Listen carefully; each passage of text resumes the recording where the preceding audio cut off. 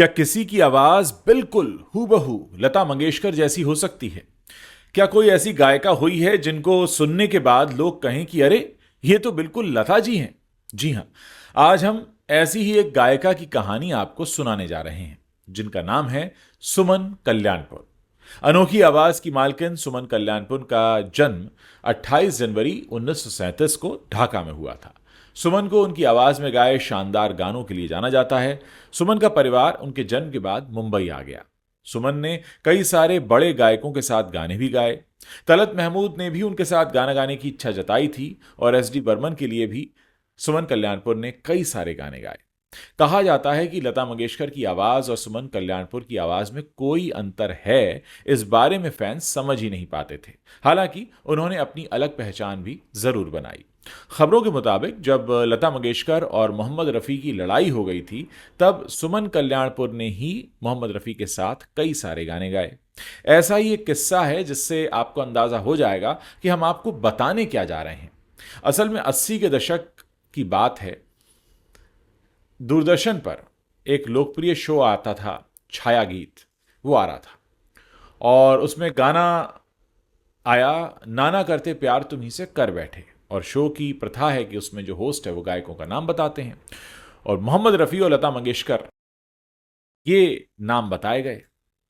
और इसके कुछ समय बाद प्रसार भारती के दफ्तर का फोन बजा और फोन करने वाली एक 20 साल की लड़की चारुल कल्याणपुर, वो उन्हें बताती है कि भाई, ये गीत जो आपने अभी दिखाया लता जी ने नहीं गाया है, ये तो उनकी माँ सुमन कल्याणपुर ने गाया है। लेकिन कोई भी उनकी बात का यकीन नहीं करता, और कोई करता भी कैसे जब खुद कई बार लता मंगेशकर जी के सहायक और उनके करीबी रहने वाले लोग जो थे वो सुमन जी की आवाज के बीच और लता जी की आवाज के बीच धोखा खा जाते थे। एक गाना है, आजकल तेरे मेरे प्यार के चर्चे हर जुबां पर, सबको मालूम है और सबको खबर हो गई।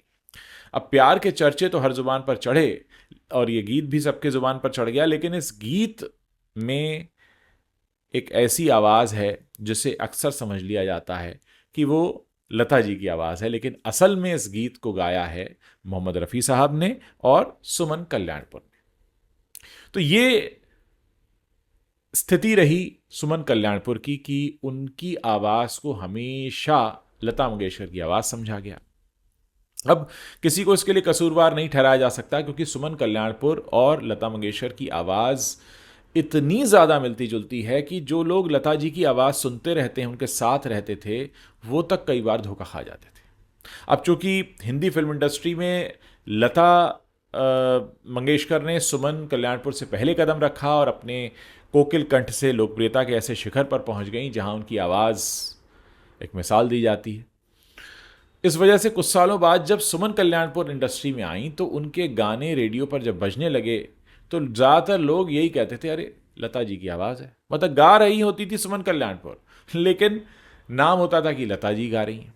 28 जनवरी 1937 को ढाका में, ढाका उस वक्त भारत का ही हिस्सा था, वहाँ सेंट्रल बैंक ऑफ इंडिया के बड़े बाबू रहा करते थे शंकर राव हेमाड़ी, और उन्हीं के यहाँ पहली संतान ने जन्म लिया।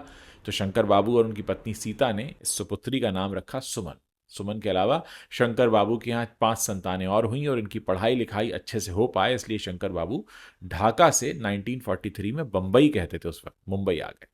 सुमन का रुझान जो था वो बचपन से ही पेंटिंग और म्यूजिक की तरफ था, जिसके चलते स्कूल के बाद ग्रेजुएशन में भी उन्होंने आर्ट्स लिया और वो पेंटर बनना चाहती थी। लेकिन सुमन जी की आवाज़ सुनकर उनके पड़ोसी थे, उनके पिता के दोस्त पंडित केशव राव भोले, वो कहते थे भाई इनको तो संगीत सिखाई, इनकी आवाज़ तो बड़ी अच्छी। और पहले शुरू में सुमन ने शौकिया संगीत सीखना शुरू किया, लेकिन बाद में फिर उनका इंटरेस्ट बढ़ने लगा और फिर वो काफ़ी सीरियसली संगीत को सीखने लगी। आने वाले कई सालों में उस्ताद खान, अब्दुल रहमान खान और गुरुजी मास्टर नवरंग जैसे कई दिग्गजों के साथ उन्होंने संगीत की बारीकियां सीखी। फिर सुमन जी के घर का माहौल काफ़ी संगीतमय था, मगर किसी को भी बाहर जाकर गाने बजाने की इजाज़त नहीं थी। लेकिन जब गुरु केशव राव भोले, जो उनके पड़ोसी भी थे, जो उस वक्त ऑल इंडिया रेडियो बॉम्बे में म्यूज़िक प्रोड्यूसर हुआ करते थे, उन्होंने जब रेडियो पर गाने का प्रस्ताव दिया सुमन कल्याणपुर को, तो वो मना नहीं कर पाई। और ये पहला मौका था जब सुमन जी की आवाज़ जो थी वो उनकी चार दीवारी के बाहर दर्शकों के कानों तक पहुंची, श्रोताओं के। जल्द ही सुमन जी को फिर फिल्म में गाने के ऑफर भी मिलने लगे। फिल्म आई थी 1953 में, मराठी फिल्म थी शुक्राची चांदनी। ये फिल्म जब थिएटर में चली तो दर्शक दीर्घा में उस समय शेख मुख्तार बैठे हुए थे, जाने माने डायरेक्टर थे। उन्होंने कहा कि भाई ये तो बड़ी गजब की आवाज़ है। फिर उन्होंने सुमन कल्याणपुर को उनकी आने वाली एक फिल्म थी मंगू, इसमें 3 गाने का ऑफर दे दिया। उस वक्त इस फिल्म में म्यूजिक दे रहे थे मोहम्मद शफी।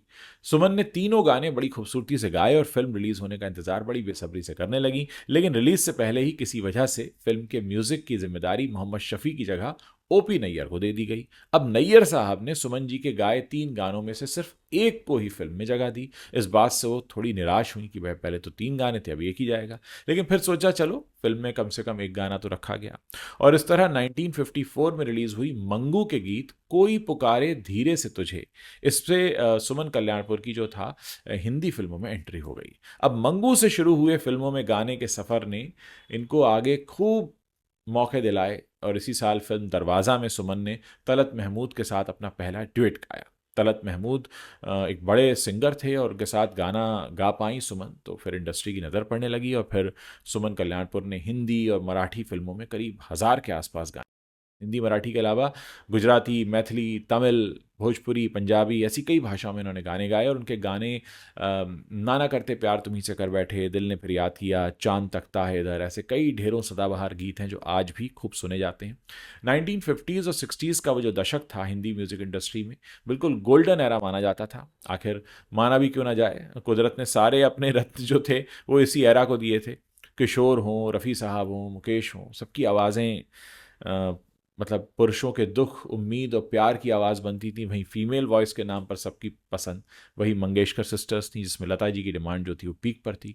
डिमांड ऐसी होती थी उस दौर में, लता जी एक गाने के 100 रुपये लेती थी और बहुत बड़ी बात थी 100 रुपये एक गाने के मिलना। बिजी शेड्यूल रहता था, महंगी फीस रहती थी, तो बहुत सारे प्रोड्यूसर उन तक पहुँच ही नहीं पाते थे। फिर ज़्यादातर प्रोड्यूसर्स को उनकी डेट नहीं मिलती थी, तो कुछ को डेट मिल जाती तो फीस सुन के सहम जाते थे कि 100 रुपये कैसे दें। ऐसे समय में बिल्कुल लता मंगेशकर की आवाज़ वाली अगर कोई सिंगर मिल जाए तो समझ लीजिए कि किसी को खजाना मिल गया, और वही हुआ। सुमन कल्याणपुर की आवाज़ जो थी वो लता दी से मिलती थी, तो उनके पास फिल्मों का तांता लग गया। एक तरीके से आपको ये इंडस्ट्री को दूसरी लता मिल गई थी। कहा यह भी जाता है कि ये बात लता जी को बिल्कुल पसंद नहीं थी कि उनकी आवाज़ की कोई नकल करता, उन्हें लगता था कोई नकल करता है। कहते हैं कि उन्होंने कई प्रोड्यूसर से कह भी दिया था कि अगर वो सुमन के साथ काम करेंगे तो फिर वो उनके साथ काम नहीं करेंगे, क्योंकि लता जी को ये लगता था कि अरे भाई मेरी कमी तो वो पूरी कर रही है। 1960 के करीब लता मंगेशकर और मोहम्मद रफ़ी के बीच गानों की रॉयल्टी को लेकर एक बहुत बड़ी बहस हुई, जिसकी वजह से दोनों ने एक दूसरे के साथ काम करने से कर दिया मना। ऐसे में मोहम्मद रफ़ी के साथ डुएट अगर कोई गा पाए, ऐसी कलाकार, ऐसी गायिका की तलाश शुरू हुई, तो फिर सबके सब सुमन कल्याणपुर के पास आ गए। और फिर सुमन कल्याणपुर और मोहम्मद रफ़ी ने खूब सारे गाने साथ में गाए। शायद उस वक्त किसी को एहसास भी नहीं हुआ होगा कि जिस आवाज़ को वो सुन रहे हैं वो लता मंगेशकर की आवाज़ नहीं है, बस फील वैसा था। पॉपुलर डिमांड के चलते सुमन कल्याणपुर ने रफ़ी साहब के साथ कहते हैं 140 से ज़्यादा गाने गाए। जाने माने रेडियो अनाउंसर अमीन सयानी 45 सालों तक सुमन जी से एक इंटरव्यू की दरख्वास्त करते रहे, लेकिन सुमन जी हर बार टाल देती थी। आखिर करीब 45 सालों तक इंतजार कराने के बाद अमीन साहब का इंतजार 2005 में खत्म हुआ, जब सुमन जी 1 घंटे के इंटरव्यू के लिए तैयार हुई। हालांकि उन्होंने इंटरव्यू की मंजूरी सिर्फ इस शर्त पर दी कि कोई भी उनकी फोटो नहीं खींचेगा, और अगर कोई सवाल उन्हें असहज लगा तो वो उसका जवाब भी नहीं देंगी। अमीन सयानी ने तुरंत इस शर्त को मंजूर कर लिया और इंटरव्यू लेने उनके घर पहुंच गए, जहां वो अपनी बेटी के साथ रहती थी। इंटरव्यू के दौरान उन्होंने लता जी के ऊपर अपने प्रभाव को माना कि भाई लता जी का प्रभाव मेरे ऊपर है। उन्होंने कहा था उस वक्त कि हालांकि लता मंगेशकर के साथ साम्यता होना सुमन कल्याणपुर के लिए काफ़ी नुकसानदायक भी रहा। उन्हें करियर की वो ऊंचाई नहीं मिली जिसकी वो हकदार थी। 2010 में महाराष्ट्र सरकार ने सुमन कल्याणपुर जी को लता मंगेशकर अवार्ड से नवाजा, और आज के डिजिटल दौर में जहां क्रेडिट के हक के लिए सब डंके की चोट पर संघर्ष करते हैं, वहीं सुमन जी ने कभी ये मुद्दा बनाया ही नहीं कि उन्हें उनकी योग्यता के मुताबिक शोहरत नहीं मिली।